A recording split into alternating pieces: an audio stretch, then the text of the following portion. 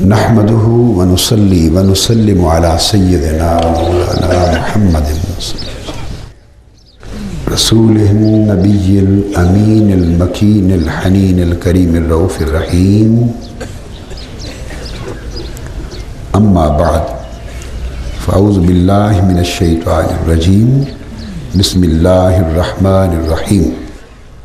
قاضی ایاز رحمۃ اللہ علیہ کی الشفا سے ہم قرآن مجید کی اس آیت کریمہ کا بیان پڑھ رہے تھے، وَرَفَعْنَا لَكَ ذِكْرَكَ، کہ ہم نے آپ کی خاطر آپ کا ذکر بلند کر دیا۔ اس کے مختلف معنی کا بیان میں پہلے کر چکا ہوں، اور پچھلی گفتگو ختم اس پر کی میں نے کہ امام ابن عطا کا ایک قول یہ تھا کہ جعلت تمام الایمان بذکر معک، کہ میں نے ایمان کے مکمل ہونے کی شرط یہ عائد کر دی ہے کہ میرا ذکر آپ کے ساتھ کیا جائے۔ اور دوسرا قول امام ابن عطا کا اس آیت کریمہ کی تفسیر میں وہ یہ ہے کہ آپ نے فرمایا اس کا یہ معنی بھی ہے جعلتک ذکرا من ذکری فمن ذکرک ذکرنی۔ حضرت امام ابن عطا روایت کرتے ہیں، جس کو قاضی ایاز رحمۃ اللہ علیہ نے بیان کیا، کہ اس کا معنی یہ ہے کہ اے میرے حبیب صلی اللہ علیہ وسلم، آپ کا ذکر یوں بلند کیا ہے کہ جعلتک ذکرا من ذکری، کہ میں نے آپ کا ذکر اب صرف آپ کا ذکر نہیں رہنے دیا، آپ کے ذکر کو صرف آپ کا ذکر نہیں رہنے دیا، بلکہ آپ کے ذکر کو میں نے اپنا ذکر بنا دیا ہے۔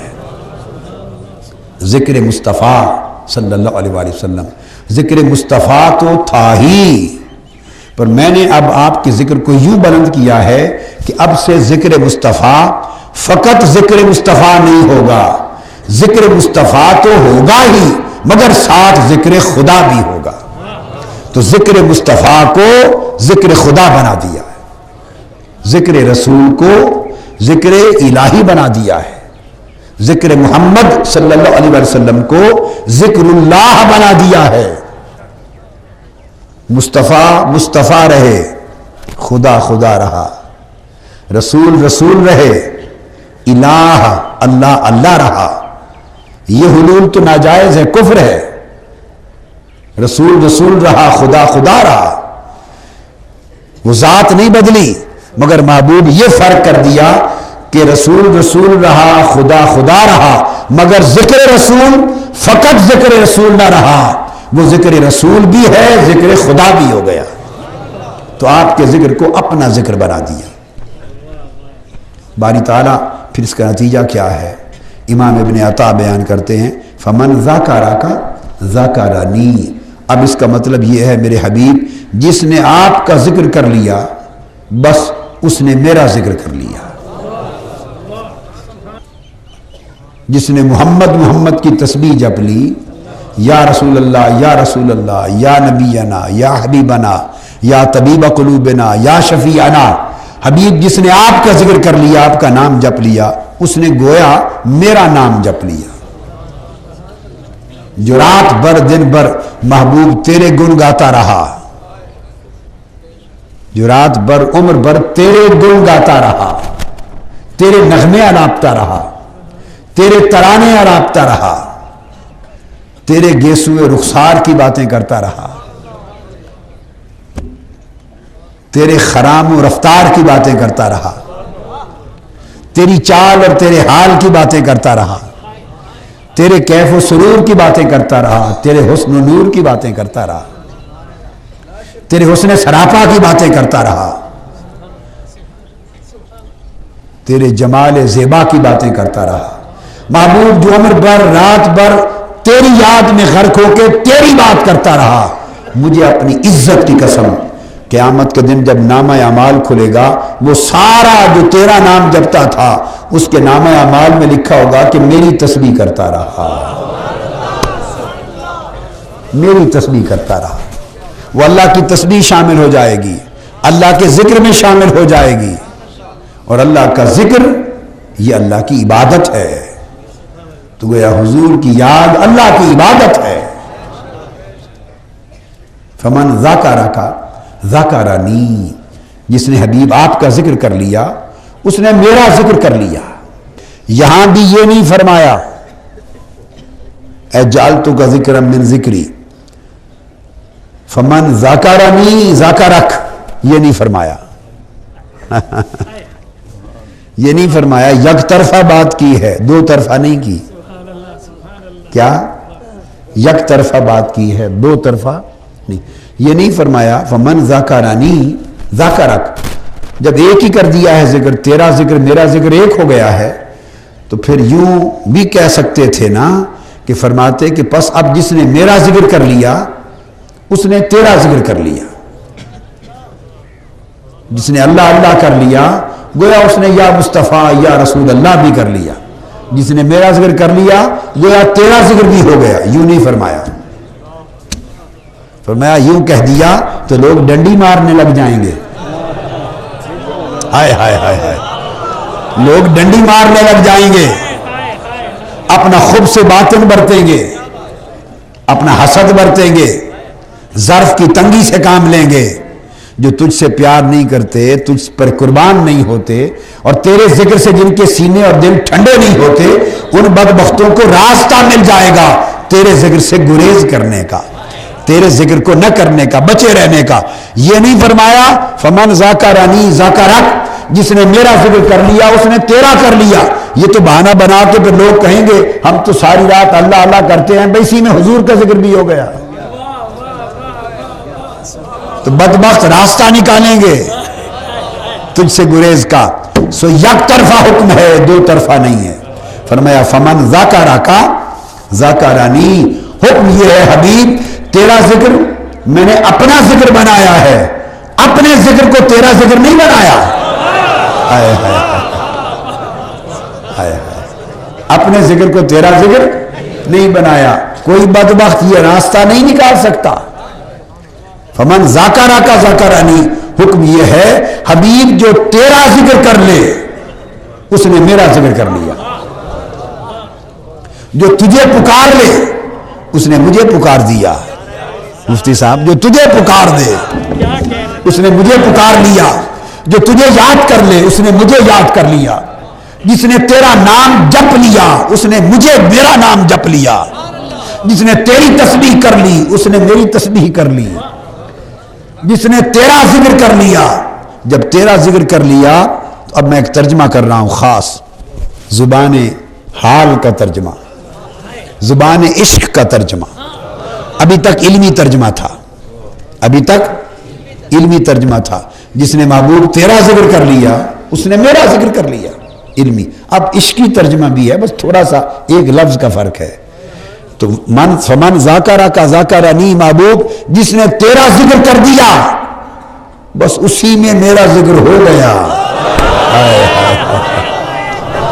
مجھے آج تک نہیں بھولتا، چکوال میں ایک بہت بڑا جلسہ تھا، ہزار آدمیوں کا ایک سمندر تھا، میں خطاب کر رہا تھا، بہت سالوں کی بات ہے، میلاد پاک کا جلسہ تھا، کانفرنس تھی، ساری رات حضور کی شان اقدس میں بیان ہوا۔ تو جب اجتماع ختم ہوا اور دعا کے لیے، تو ایک جوان تھا اور اچھا باشرہ جوان، متشرہ تھا، داڑھی والا، امامہ تھا، دوڑ کے میرے پاس آیا اور کسی طریقے سے گھس کے اسٹیج پہ چڑھ گیا اور مجھے کہتا ہے رو کر، کہتا ہے ساری رات آپ نے حضور کا ذکر کیا، اللہ کا تو ذکر ہی کوئی نہیں کیا،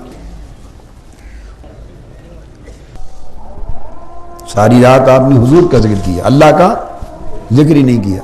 میں نے کہا بیٹے جس نے تمہارا حال یہ کیا ہے مجھے اس پہ رونا آ رہا ہے۔ اس کو پھر میں نے یہ سمجھایا کہ حضور کا ذکر کرنا یہی تو اللہ کا ذکر کرنا ہے، اور فرق یہ ہے کہ تنہا اللہ کا ذکر کرو تو ایک اجر، تنہا اللہ کا ذکر کرو تو اجر کیا ہے؟ ذکر اللہ کا، اللہ کے ذکر کا اجر، اور ذکر مصطفیٰ کرو تو دو اجر، ایک ذکر رسول کا، ایک ذکر الہی کا، کیونکہ حضور کا ذکر اللہ کا ذکر ہو گیا۔ تو فرمایا حبیب جس نے آپ کا ذکر کر لیا ذاکرنی، بس میرا ذکر ہو گیا ہو گیا ہو گیا۔ بھائی مت کرے دو، میرے محبوب کا ذکر کر لیا نا، اس میں میرا ذکر ہو گیا، یہ معنی ہے۔ اور اس میں اشارہ ہے حقیقت محمدیہ کی طرف، اشارہ ہے حقیقت محمدیہ کی طرف۔ یہاں ذکر رسول کو عین ذکر اللہ قرار دے دیا گیا ہے، حضور کی حقیقت کی طرف اشارہ ہے، اللہ رب العزت نے کر دیا۔ پھر اس پر آگے ذرا اہل بیت اطہار کی طرف چلتے ہیں، تو حضور علیہ السلام کے ذکر میں دو اجر ہو گئے، حضور کا ذکر اور اللہ کا ذکر،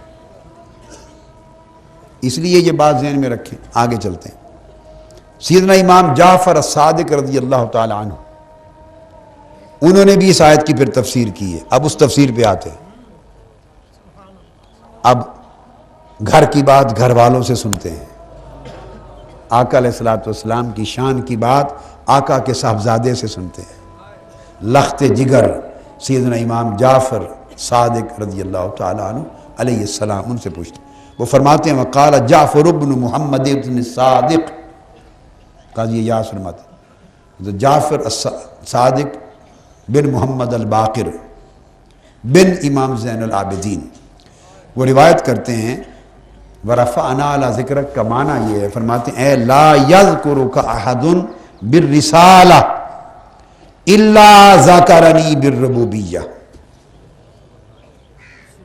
اب یہ بھی توجہ طلب بات ہے، بڑی اونچی بات کی آپ نے، بڑی اونچی، اور فرمایا لا يَذْكُرُكَ أَحَدٌ بِالرِّسَالَةِ مضارع کے صیغے میں،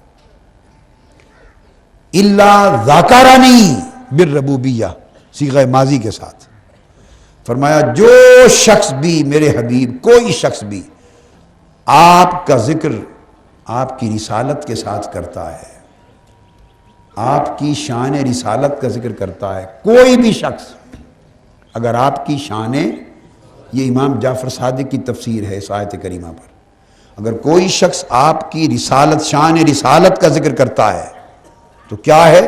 الا ذکرنی بالربوبیہ، ذکر تو آپ کی شان رسالت کا کر رہا ہے، مگر امام جعفر صادق فرماتے ہیں کہ اللہ نے فرمایا اس خوش نصیب نے میری ربوبیت کا ذکر کر دیا ہے، گویا جس شخص نے آپ کی رسالت کا ذکر کیا ہے اس نے میری ربوبیت کا ذکر کر دیا ہے۔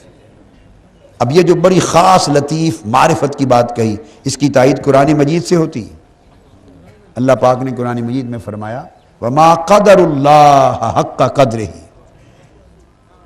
اللہ پاک نے فرمایا جب لوگوں نے رسول کی رسالت کا انکار کر دیا اور یہ کہا اللہ نے چاہتے ہو میری ربوبیت کو دیکھنا، لوگوں نے کہا جی ہاں، اس نے کہا الحمدللہ رب العالمین، میں رب ہوں، ساری کائناتوں کا رب ہوں، میری ربوبیت عام ہے سب کائناتوں کو، ہر کوئی میری ربوبیت کے فیض سے پل رہا ہے۔ باری تعالیٰ اپنی ربوبیت دکھا تو صحیح،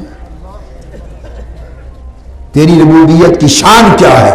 فرمایا میری ربوبیت کو دیکھنا ہے، رسالت محمدی کو دیکھنا ہے۔ رسالت محمدی میری ربوبیت کا مرتبہ اعلیٰ ہے، سب سے اونچا مرتبہ میری ربوبیت کا شان رسالت محمدی ہے، اور باقی مرتبے پھر ساری کائنات میں بکھرے پڑے ہیں، کائنات میں رب العالمین۔ تو دیکھا حضور کی شان کو، رسالت کو اللہ نے اپنی قدر شناسی بنا دیا۔ اب ایک اور قرآن مجید کی آیت کریمہ ہے، بڑی لطیف بات ہے، اس پر توجہ نہیں گئی ہے، مفسرین کی بھی نہیں گئی، اور آپ کو کتابوں میں بھی یہ بات اکثر نہیں ملے گی۔ وہ کیا؟ سورہ انعام کی آیت نمبر 33 ہے، اللہ پاک نے فرمایا قد نعلم انہ لیحزنک الذی یقولون، اے میرے حبیب صلی اللہ علیہ وسلم، یہ آگے چل کے قاضی ایاز رحمۃ اللہ علیہ نے کسی اگلے فصل میں اس آیت کو بیان کیا ہے شفا شریف میں، فرمایا محبوب بے شک ہم جانتے ہیں، جان گئے کہ یہ ظالم بدبخت لوگ، آپ کے دشمن، گستاخ، کفار و منکرین، مشرکین، آپ کی شان میں جو کچھ کہتے ہیں اور آپ کے خلاف جو ہرزہ سرائی کرتے ہیں، زبان درازی کرتے ہیں، محبوب مجھے معلوم ہے اس سے آپ کے دل کو دکھ ہوتا ہے، یہ باتیں آپ کے لیے غم کا باعث، دکھ کا باعث، رنج اور ملال کا باعث بنتی ہیں۔ فرمایا قد نعلم، محبوب ہم جانتے ہیں کہ ان کی باتیں آپ کو دکھ دیتی ہیں۔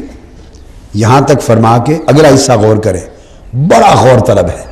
آگے فرمایا فَإِنَّهُمْ لَا يُكَذِّبُونَكَ، میرے حبیب، اب 3 جز ہیں اس آیت کے، 3 جز بنا رہا ہوں میں ٹکڑے کر کے، سمجھا رہا ہوں تقطیع کر کے۔ فرمایا میرے محبوب ہم جان گئے، ہمیں علم ہے ان کی باتیں آپ کو دکھ دیتی ہیں، آپ کا انکار کرتے ہیں، آپ کی نبوت اور رسالت کا انکار کرتے ہیں، آپ کو جھٹلاتے ہیں، تکذیب کرتے ہیں، اس سے آپ کو دکھ ہوتا ہے، یہ مجھے علم ہے میرے حبیب۔ تو تسلی دے دی نا اتنی بات سے۔ اب آگے فرمایا فَإِنَّهُمْ لَا يُكَذِّبُونَكَ، پر میرے حبیب ایک بات کہوں، ہائے ہائے، میرے محبوب ایک بات کہوں، جی مولا فرمایا میرے حبیب فَإِنَّهُمْ، قسم کھائیے، یقیناً، بالتاکید، فرمایا ایک بات پورے یقین سے کہہ رہا ہوں میرے حبیب، یہ آپ کو تو نہیں جھٹلاتے؟ ہائے ہائے ہائے، یہ آپ کا انکار تو نہیں کرتے؟ فَإِنَّهُمْ لَا يُكَذِّبُونَكَ، آپ کو تو نہیں جھٹلاتے؟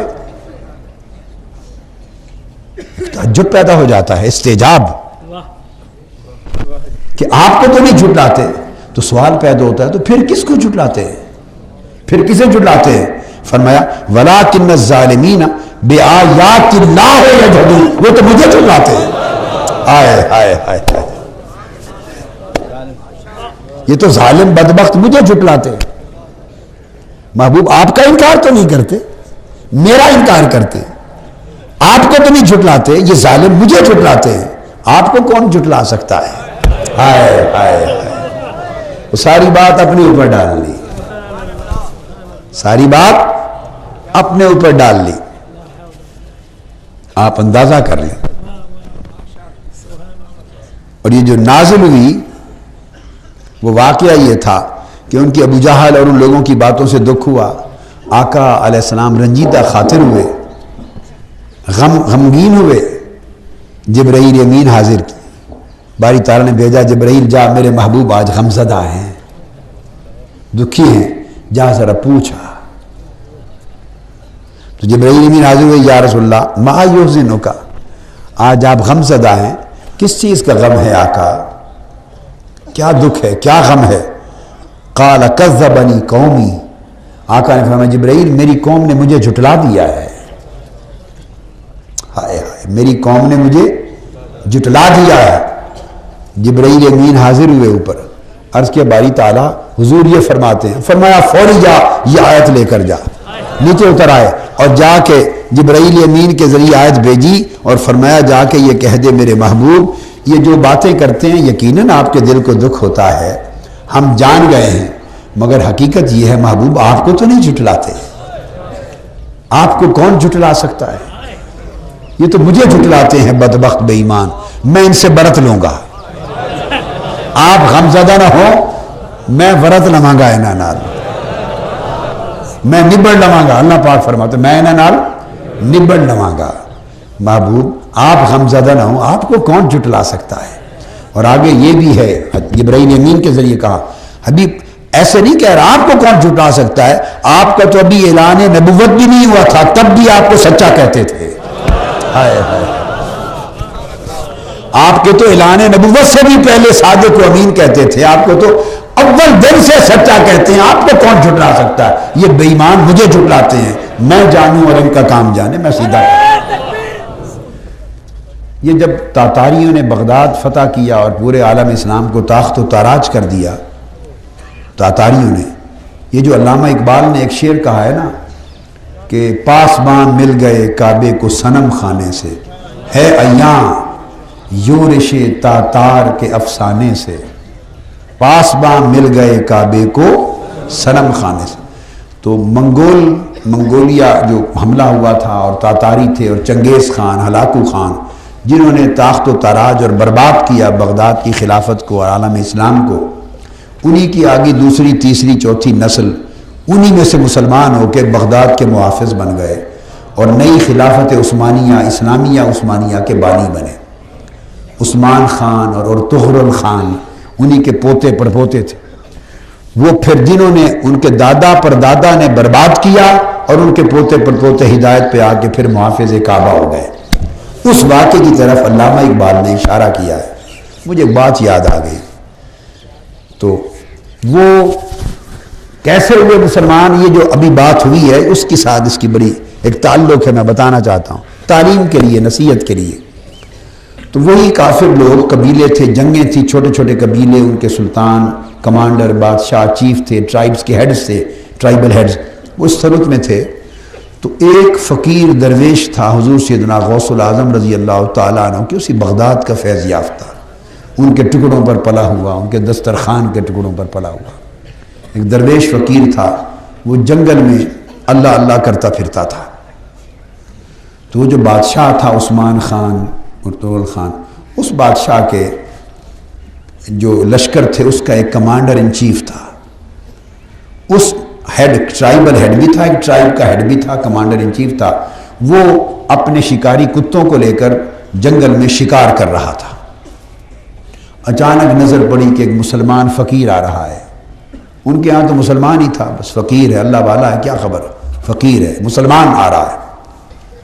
اس کے دل میں شیطان اور نفس اس نے اکسایا، اس نے کہا اس کی بے عزتی کروں، اس کو ماروں پیٹوں، چونکہ دشمن تھے، تاتار لوگ تھے، اسلام دشمن تھے، مسلمان دشمن تھے۔ 22 لاکھ مسلمان سرزمین بغداد میں انہوں نے قتل کر کے شہید کر دیے تھے، اور دریائے دجلہ کا پانی 3 دن خون سے سرخ ہو کے بہتا رہا تھا پانی۔ یہ تاریخ کا واقعہ، تو دشمن تھے۔ اس کے دل میں آیا کہ میں اس کو بلا کے بے عزت کروں اور کوئی سبیل نکالوں اسے مارنے پیٹنے کی۔ ان کے قریب چلے گئے، بلایا، فقیر کے پاس چلے گئے، اللہ والا تھا، اہل اللہ تھا۔ اس سے کہا کہ کوئی ایسی بات اس نے سوچی کہوں جس سے یہ غصے میں آئے، اور غصے میں آ کے سخت تلخ لفظ بولے مجھے، اس بہانے پر میں اس کو پکڑ لوں کہ میری گستاخی کی ہے، اونچا بولے ہو۔ تو اس نے اس کو بلا کے کہا یہ بتاؤ، اس اہل اللہ کو، اللہ والے کو، فقیر کو، تمہاری داڑھی اچھی ہے یا میرے کتے کی دم اچھی ہے؟ اس کو پتا تھا کہ یہ داڑھی سنت رسول ہے مسلمانوں کے، تمہاری داڑھی اچھی ہے یا میرے کتے کی دم؟ اب اس کا خیال تھا اس پر یہ برق اٹھے گا، جلال میں آ جائے گا آقا علیہ السلام کی، اپنے پیغمبر کی سنت کی توہین سن کر۔ تو پھر اب یہ فرق ہوتا ہے مولوی اور فقیر میں۔ تو اس نے کہا کہ مولوی آدمی ہے، بھڑک اٹھے گا، غصے میں آئے گا اور لڑائی ہوگی اور میں اس کو اس بہانے سے ماروں گا۔ لیکن اسے پتہ نہیں تھا کہ نہیں، اس میں اسلام میں نیرے مولوی نہیں ہوتے، فقیر بھی ہوتے ہیں۔ ہائے ہائے ہائے۔ تو جب اس نے کہا تیری داڑھی اچھی ہے، تیرے کتے کی دم، اس کے آنسو آ گئے اور ٹھنڈی سانس لی، آہ بھری۔ اس نے کہا ہاں، اگر تو مالک نے قبول کر لیا، مالک نے قبول کر لیا تو بھائی پھر میری داڑھی اچھی ہے، اور اگر رد ہو گیا اس بارگاہ سے، قبول نہ ہوا تو پھر تیرے کتے کی داڑھی اچھی ہے، پھر داڑھی کا کیا ہے؟ قبول ہو جائے تو داڑھی اچھی ہے، قبول نہ ہو سکا تو تیرے کتے کی دم اچھی ہے۔ آپ سمجھے ہیں نا بات؟ تو قبولیت پہ غور توجہ کیا کریں، قبولیت پہ دھیان دیا کریں۔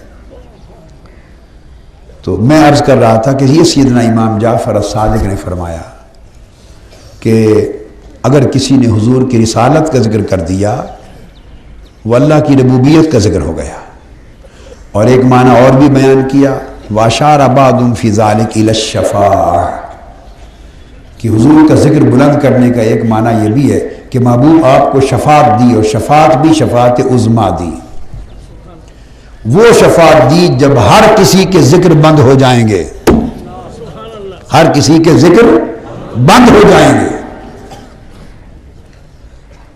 ہر ایک کے طوطی بند ہو جائیں گے، ہر ایک کے نکارے بند ہو جائیں گے، ہر ایک کے ذکر بند ہو جائیں گے محبوب، اور پھر کوئی نہ رہے گا، کسی کے ذکر کی آواز سنائی نہ دے گی۔ اس وقت محبوب قیامت کے دن صرف آپ کے ذکر کا ڈنکا بچے گا، فقط 2 آوازیں ہوں گی، اللہ کہے گا لمن الملک اليوم، آج کس کا دن ہے؟ پھر جواب دے گا خود، للہ الواحد القہار، آج تنہا ایک واحد قہار کا دن ہے۔ فرمایا ایک میرا دن ہوگا اور ایک وہ تیرا دن ہوگا۔ اور آقا علیہ السلام کا دن شفاعت کا کیا؟ فرمایا عسیٰ ان یبعثک ربک مقاما محمودا۔ فرمایا محبوب یقین سے بتاتا ہوں، کیا؟ بالیقین آپ کا رب آپ کو قیامت کے دن مقام محمود پر فائز فرمائے گا، مقام محمود پر فائز فرمائے گا۔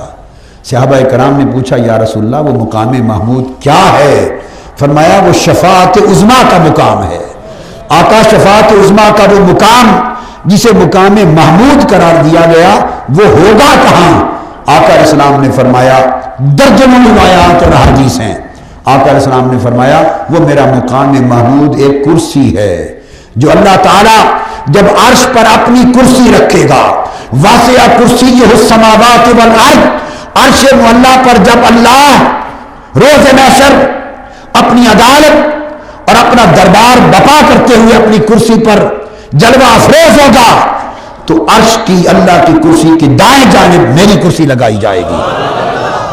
تو روز محشر دربار قیامت میں اللہ سلطان قیامت بن کر، شہنشاہ قیامت بن کر، بادشاہ روز محشر بن کر، صدر مجلس بن کر صدارت کی کرسی پر بیٹھے گا اور عرش کی دائیں جانب میری کرسی مہمان خصوصی کی لگائی جائے گی۔ تو صدر مجلس محشر خدا ہوگا اور مہمان خصوصی محشر مصطفیٰ ہوگا۔ آقا علیہ السلام نے فرمایا وہ شفاعت عظمیٰ شفاعت کبریٰ کے لیے مقام محمود کی کرسی میری اللہ کے دائیں جانب لگائی جائے گی۔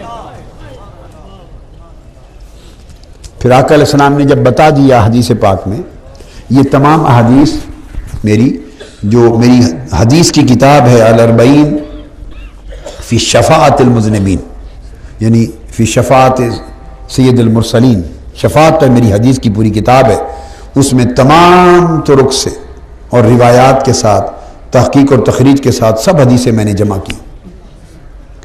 تو آقا علیہ السلام یہ بتا چکے جب کہ میری کرسی رکھی جائے گی عرش کے دائیں جانب، ساتھ ہی فرما دیا صحابہ کو پر میں اس پر بیٹھوں گا نہیں، ہائے ہائے، میں اس پر بولیے بیٹھوں گا نہیں۔ یا رسول اللہ تو کیا ہوگا؟ میں کھڑا رہوں گا، میں کھڑا رہوں گا۔ آقا جب کرسی رکھی جائے گی آپ کے لیے تو بیٹھیں گے کیوں نہیں، کھڑا کیوں رہیں گے؟